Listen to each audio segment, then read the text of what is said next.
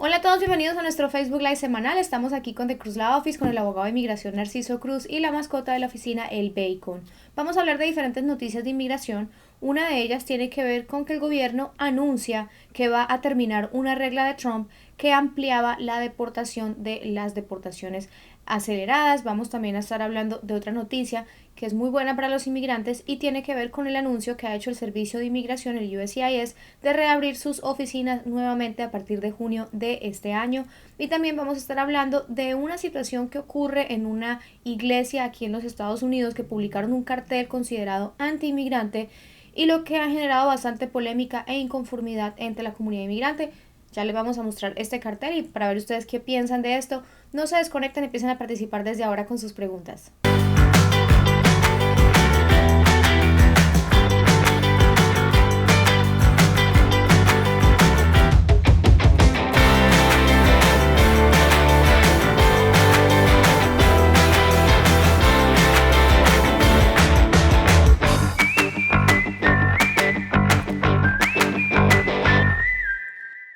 El Departamento de Seguridad Nacional DHS anunció el viernes pasado que deja sin efecto una regla adoptada por el gobierno de Donald Trump en el año 2019 que extendió a nivel nacional un programa de deportaciones aceleradas que solo aplicaba a inmigrantes indocumentados dentro de las 100 millas de la frontera.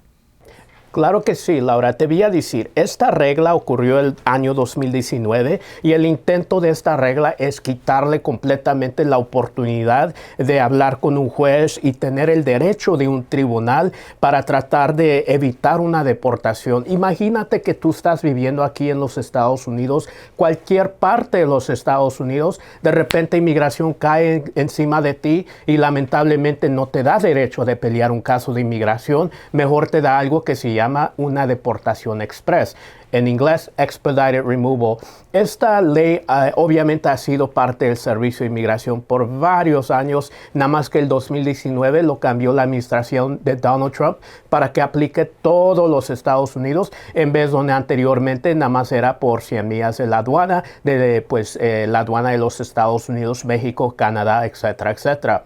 Ahora esta ley aún todavía existe. Para los mexicanos normalmente la manera que se maneja esta ley es quizás les dan una salida voluntaria. Algunas veces sí les dan esta deportación express, especialmente a la gente que entra por la aduana donde se forma la gente para entrar legalmente con documentos, por ejemplo, una residencia, un pasaporte.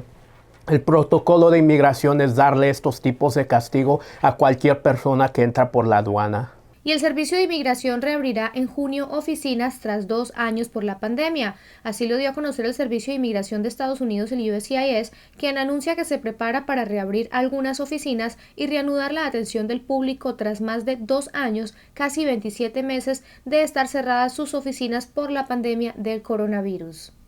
Eso es correcto. Iniciando el 4 de junio año 2022, supuestamente va a ampliar las oficinas y van a estar abiertas para temas que no son de emergencia. Bueno, te voy a decir que desde el principio de la pandemia, la oficina de USCIS, por sus siglas en inglés, sí ha estado pues más que nada manejando estos casos y obviamente dando citas, nada más que hay un atraso muy grande. Lo que significa este tema es que obviamente vamos a ver más citas para la gente que quiere su residencia, para la gente que tiene que ir para sus biométricos, y también lo que vamos a ver es obviamente las oficinas de asilo reabrirse. Obviamente una persona que entra quizás legalmente a este país con una visa de turista tiene derecho a aplicar el asilo, y lo que requiere una de esas partes es que ellos se expongan a una cita, una entrevista con la oficina de USCIS, por sus siglas en inglés. Aquí obviamente esta cita con USCIS requiere que la persona y sus dependientes,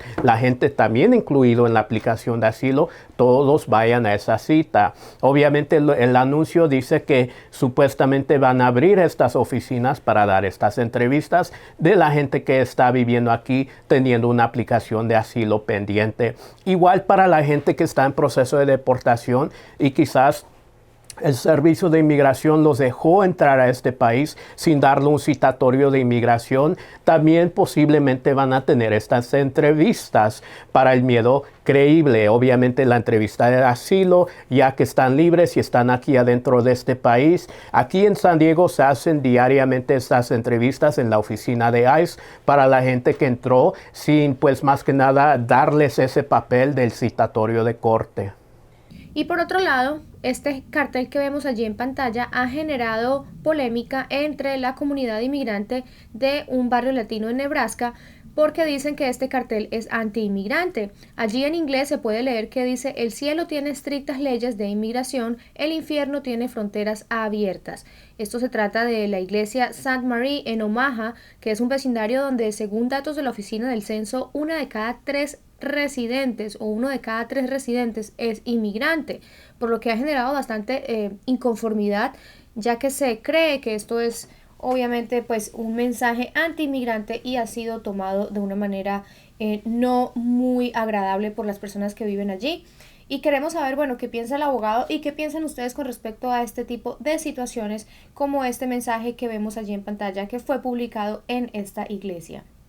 Bueno, Laura, te voy a decir que personalmente no me meto con temas de religión o temas de pues crianza o espiritualmente de gente, porque no lo veo como profesional en mi parte, y también no lo veo como que yo obviamente tenga una agenda para tratar de manejar esos temas. Lo que yo 100% sí adopto es el tema de inmigración y obviamente apoyar los inmigrantes que están aquí en este país, que son indocumentados o quizás que son residentes o quieren avanzar su vida.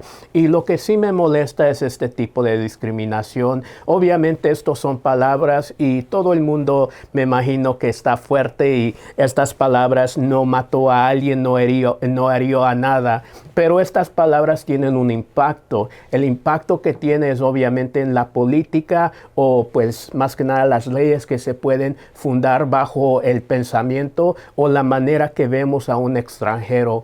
Obviamente a mí mi opinión es que cuando suceden estas cosas y tenemos estas palabras afuera en el mundo, obviamente estas gentes, seres humanos, se hacen menos de seres humanos, se hacen como una clase segunda en este mundo, en esta sociedad de los Estados Unidos, y eso obviamente puede traer consecuencias grandes, especialmente en las consecuencias que nunca suceda una reforma migratoria, consecuencias que hayan leyes en contra de esta gente, en contra de este grupo inmigrante. Y es por esa razón que estas cosas no deben de estar pues al público, y no debemos hablar a un inmigrante, a la comunidad inmigrante en esta manera. Bueno, ahorita sí vamos a entrar de lleno con las preguntas de inmigración que ustedes nos hacen llegar a través de las redes sociales. La primera pregunta que ustedes nos han hecho llegar es de Luis Ortega y dice: mi hermano tiene DACA y se casará con una ciudadana. ¿Tiene que salir del país para pedir la residencia? Te agradezco bastante esta pregunta por el hecho que yo he tenido varios de estos casos anteriormente. Una persona que quizás tenga la acción diferida, el programa de DACA, también conocido como el programa para menores de edades, estudiantes, los Dreamers, y obviamente tenemos una pareja, una esposa ciudadana americana. La pregunta de $1 millón es: ¿me puedo hacer residente adentro de este país o tengo que salir afuera en el extranjero? Normalmente te digo, una persona quizás pueda calificar para hacer su residencia adentro de este país siempre y cuando está debajo de una de estas tres circunstancias. Número uno, que la última entrada que tuvo a este país tuvo que ser una entrada legal y tienen el comprobante que entraron legalmente. Número dos, que la persona fue pedido anteriormente antes de la fecha 30 de abril 2001 y están amparados bajo una ley que se llama la 245I. Número tres, que la persona quien está pidiendo a este señor que tiene el beneficio de DACA sea una miembro activa o veterana de las Fuerzas Armadas. Aquí, amigo, no estoy seguro cuál de estas cabes tú, pero lo que sí te voy a decir es que potencialmente con la DACA hiciste quizás un viaje al extranjero a través del programa bajo el DACA que se llama Advanced Parole. Obviamente este programa te deja viajar al extranjero siempre y cuando tienes una razón extranjero relacionado a tu trabajo o quizás a tu escuela. Y número 3, quizás una experiencia cultural relacionada al estudio de tu escuela, etcétera, etcétera. Normalmente la gente va por la razón humanitaria. Es por decir que una persona quizás ocupa atención médica en un país extranjero, como el dentista, cirugía, o quizás un tratamiento afuera, o quizás lamentablemente tienen un hermano, un familiar enfermo afuera en el extranjero y pueden calificar para este beneficio. Entonces, si acaso entras legalmente, la persona de DACA, es posible que puedan hacer su caso adentro de este país. Ahora vamos con esta pregunta de Jenny Molina que dice, aún no llega mi permiso de trabajo y ya no tengo dinero. ¿Hay alguna opción legal para poder trabajar? Bueno, lamento mucho tus circunstancias. Yo sé que este permiso de trabajo quizás es pues la habilidad de sobrevivir en cualquier lugar.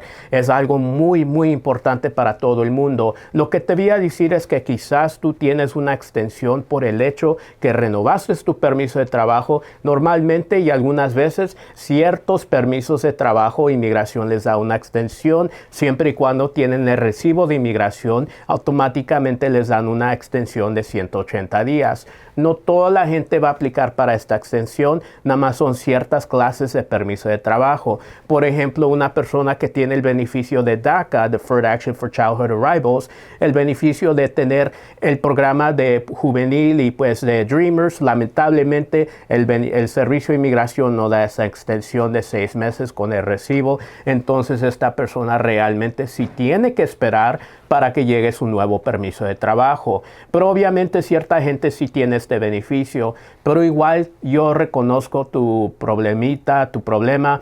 Obviamente el Servicio de Inmigración está demasiadamente atrasado con estos casos. Es algo que es real y es algo que es muy injusto para la comunidad inmigrante y obviamente algo que me imagino que te está causando bastante estrés y obviamente pues problemas económicos. Pero te digo que me imagino que puedes ver ese recibo y ver si te den la extensión automática. Ahora vamos con Nando Henao que dice, soy asilado y tengo un cargo criminal. Si solicito la residencia, ¿tengo que explicar mi caso al USCIS? Pues claro que sí, tienes que explicar este tema. Obviamente cualquier persona que se está exponiendo para la residencia tiene que hablar de sus antecedentes penales. Yo personalmente he tenido y he tenido varios casos acerca del asilo, de pues corte de deportación y quizás una persona llegó a ese proceso por el hecho que tienen antecedentes penales, pero la ley les ayudó con un tipo de perdón adentro de la Corte de Inmigración. Una persona igual que tiene el asilo y quiere aplicar para su residencia, igual puede tener estos temas de antecedentes penales si van a ser relevantes y obviamente no te quiero decir que vas a estar descalificado para este beneficio de hacerte residente, nada más te voy a decir que manes tu caso con mucha precaución y quizás con un abogado por el hecho que ciertos crímenes, antecedentes penales completamente te descalifican para emigrar y quizás un abogado te pueda dar esa opinión. Pero alternativamente no todos los antecedentes penales son hechos lo mismo y obviamente ciertos antecedentes penales no te traen la oportunidad, no te quitan la oportunidad de hacerte residente permanente. Julio Báez pregunta, ¿un residente que ha sido detenido por violencia doméstica puede aplicar para la ciudadanía? Es posible. Obviamente el tema de la violencia doméstica es algo muy serio aquí en los Estados Unidos, especialmente para una persona que es inmigrante. Ya sabe todo el mundo, con antecedentes penales pueden venir consecuencias de inmigración. Lo más feo que puedes hacer es aplicar para la ciudadanía y lo único que hiciste es brindar un foco de inmigración enfrente de ti para que ellos ahora pues reconocen que tienes este antecedente penal y en vez de darte la ciudadanía, mejor te ponen en un proceso de deportación. Es demasiadamente importante que hables con un abogado para que te diga si acaso calificas para la ciudadanía y quizás para que te diga que este tema de antecedente penal no te va a descalificar para perder tu residencia. Obviamente uno de los beneficios mucho más grandes de todo el mundo es que si una persona se encuentra en un proceso criminal, que por favor agarren un abogado abogado que sabe bien de las consecuencias de inmigración. No todos los abogados obviamente saben de este tema, especialmente en el lado de los defensores criminales. Muchos de ellos son excelentes abogados, pero nada más no saben temas de inmigración y eso es problemático muchas de las veces. Román Cortés dice, soy ecuatoriano, me negaron el asilo y me deportaron. ¿Puedo volver a pedirlo desde Perú? Bueno, desde Perú parece que no lo vas a poder pedir por el hecho que la persona que quiere un asilo obviamente se tiene que pues presentar en la aduana de los Estados Unidos para pedir ese asilo o alternativamente ya estará dentro de este país para pedir el asilo. Aquí lo que te voy a decir es que todavía tienes el derecho de pedir un cierto nivel del asilo. No todos los casos son hechos iguales. Obviamente si te negaron el asilo y estás presentando el mismo tema que ocurrió anteriormente y no hay nada nuevo, entonces es posible que te nieguen la oportunidad de pelear este caso y desarrollarlo porque ya se litigó. Pero si acaso te deportaron a Perú, que ya después que te negaron tu asilo y después que estás en Perú sucedió una cosa nueva o quizás hay una razón base nueva o adicional para tu caso de asilo que quieres refugio en este país, aún la ley te permite presentar otro caso de asilo, pero obviamente por el hecho que sufriste una deportación puede ser que el Servicio de Inmigración no te clasifique como una persona que quiere completamente el beneficio del asilo. Y ya sabe todo el mundo que una persona con el asilo puede alcanzar su green card, su residencia, pero obviamente si acaso tienes una deportación, quizás no vas a calificar para el asilo por un nivel más bajo del asilo como withholding only o si no la protección contra la tortura bajo el acuerdo de las Naciones Unidas. Y obviamente eso no brinda la residencia, nada más un permiso de trabajo que puedes renovar y obviamente el amparo contra una deportación. Lucero Ríos pregunta, dice, soy residente de hace más de 5 años, ¿ya puedo pedir la ciudadanía? Claro que sí puedes pedir tu ciudadanía siempre y cuando califiques para ese beneficio.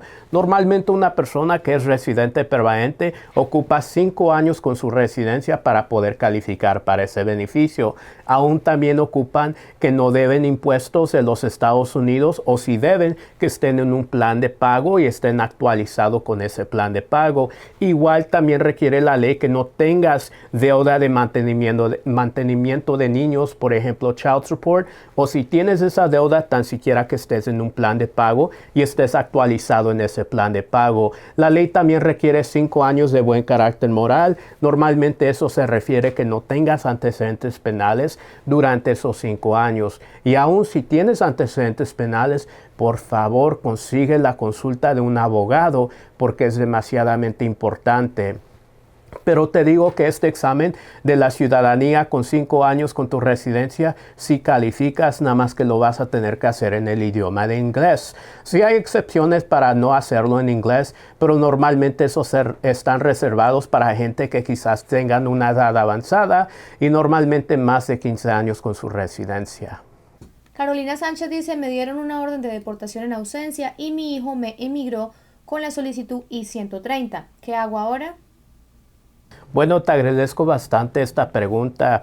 Obviamente una deportación en ausencia es por el hecho que no fuiste a tu corte de inmigración y obviamente ahorita estás enfrentando pues una orden de deportación. La gente que falla a ir a sus cortes de inmigración lamentablemente sufren una deportación en ausencia. Es por no ir a la corte. Ahora por el hecho que tienes una deportación no estoy seguro si acaso tu hijo te va a poder inmigrar. Normalmente una deportación en ausencia brinda consecuencias de inmigración. Número 1, no puedes conseguir un beneficio inmigratorio en un transcurso de 5 años. Obviamente que tu hijo te quiera pedir, te quiera emigrar, obviamente tenemos que hablar acerca de si es posible o no es posible. Ciertas cosas puedes hacer. Número 1, puedes hablar con un abogado para ver si acaso hay oportunidad de reabrir tu caso y eliminar esa orden de deportación por el hecho que quizás tú tenías una razón justificada para no atender tu corte de inmigración.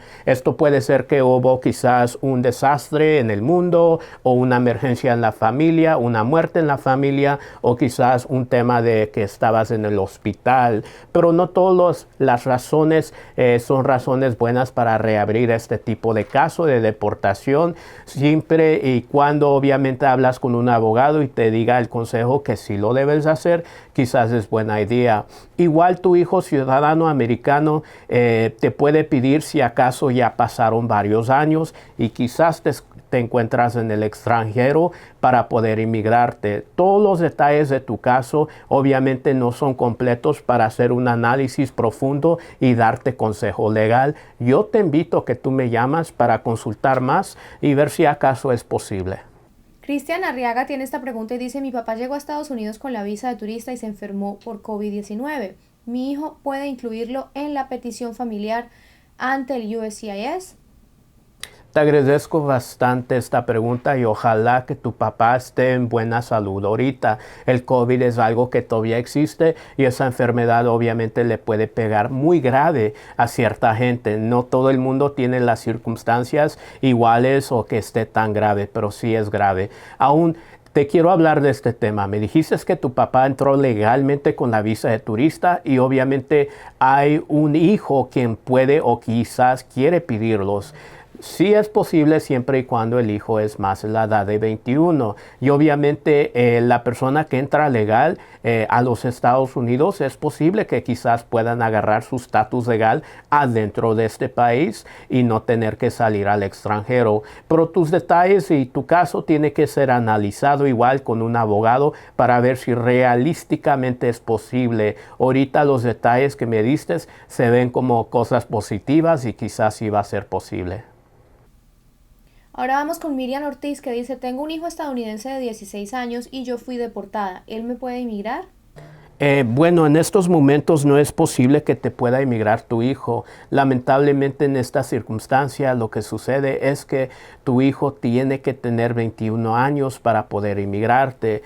Y también estoy un poco curioso acerca de tu deportación, porque igual cierta gente que pues lamentablemente tiene antecedentes de inmigración como deportaciones, quizás van a pedirle, el servicio de inmigración te va a pedir perdones y no todos los familiares te van a calificar para ciertos perdones. Por ejemplo, ciertos perdones nada más se dan a la gente que tienen esposos o padres residentes o si no ciudadanos. Y si únicamente nada más tienes un hijo y ocupas ese tipo de perdón, lamentablemente quizás no sería buena idea de meter tu caso porque puede ser que todo esto va a ser en vano.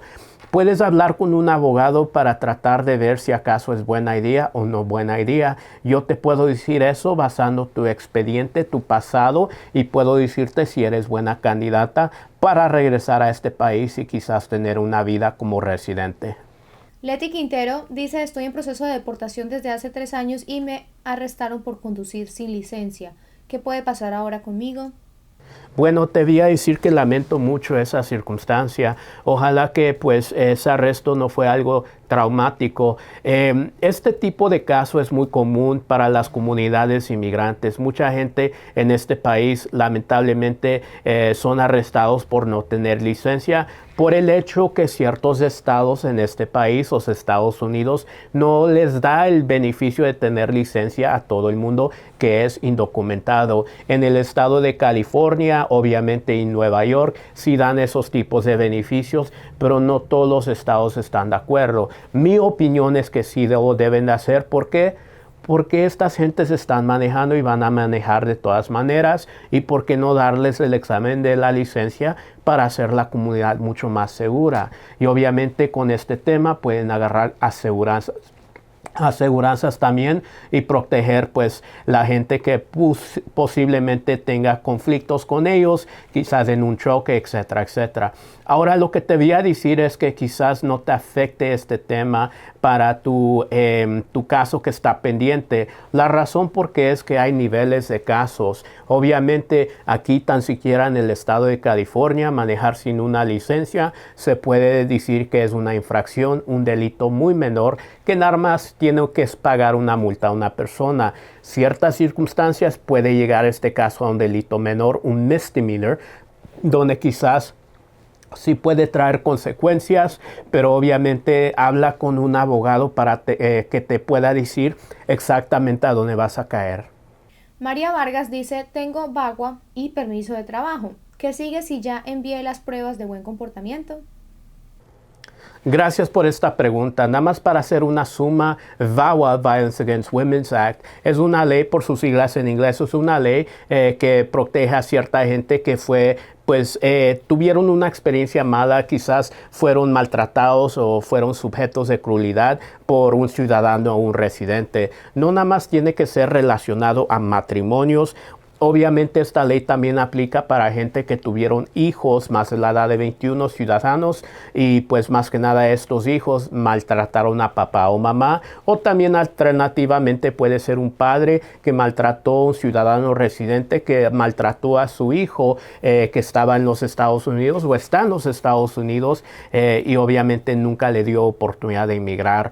Aquí en este caso la VAWA te puede brindar la residencia. El primer paso obviamente es aplicar para el beneficio de VAWA. Ya que apruebe ese caso, puedes ir adelante para recibir tu residencia, tu aplicación para hacerte un miembro de esta comunidad como residente. La VAWA sí tiene requisitos, son 3 en total. Número 1, que tenías una relación en buena fe. Eso puede ser que una relación entre tu matrimonio que es con un ciudadano residente y fue hecho por razones de matrimonio, o que realmente esta persona quizás fue un hijo, realmente fue tu hijo y sí hay una relación entre ustedes dos como padre e hijo.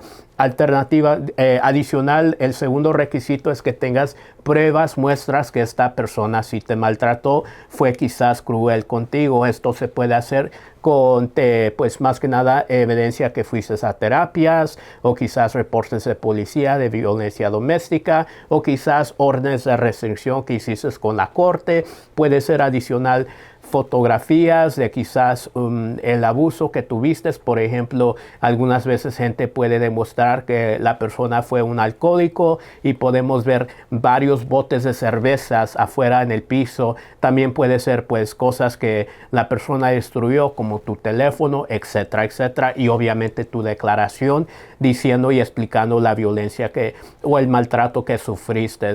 Tercero, tienes que enseñar que tienes buen carácter moral. En otras palabras, que obviamente el Servicio de Inmigración te debe de dar la discreción de aprobarte este caso de VAWA. Siempre y cuando ya tienes tu VAWA aprobado, puedes alcanzar tu residencia, ir al segundo paso y hacerte residente sin salir de este país. Tenemos ahora esta pregunta de Luciano Martínez que dice, hola, soy Luciano y vivo en Pensilvania, ¿cómo puedo hablar con ustedes? Hola Luciano, te agradezco bastante desde San Diego a Pensilvania. Puedes hablar conmigo si llamas a mi teléfono y haces una cita programada. Obviamente esta llamada puede ser por videollamada o si no por teléfono, como tú quieras. Caballero, yo atiendo a casos de inmigración por todos los Estados Unidos y todo el mundo. Bueno, abogado Narciso, ya hemos llegado al final de este programa, de esta transmisión. Como siempre, muchísimas gracias por estar aquí en este espacio ayudando a los inmigrantes con información muy valiosa. Por favor, suscríbanse a este canal y smash that like button.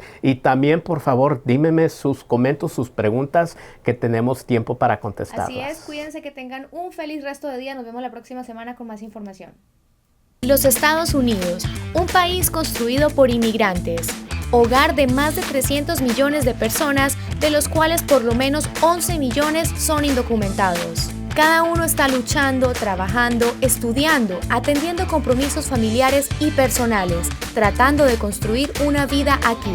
A veces es difícil atender citas porque no tienes con quién dejar a tus hijos, no cuentas con una licencia de conducción o tienes miedo de ir a ciertos lugares y poner en riesgo tu situación migratoria. Pensando en todo eso y para hacerte la vida más fácil, The Cruz Law Office te ofrece la posibilidad de tener una consulta desde cualquier lugar a través de nuestro servicio de asesoría legal por videollamada. Hola, yo soy Narciso, el abogado de temas de inmigración. Como si estuvieras sentado en nuestra oficina y sin moverte de tu casa, podrás interactuar directamente con el abogado Narciso Cruz y obtener su ayuda legal. Que las excusas no se conviertan en un obstáculo para alcanzar tus sueños. Hacer una cita con el abogado Narciso Cruz y tener una asesoría personalizada nunca había sido más fácil.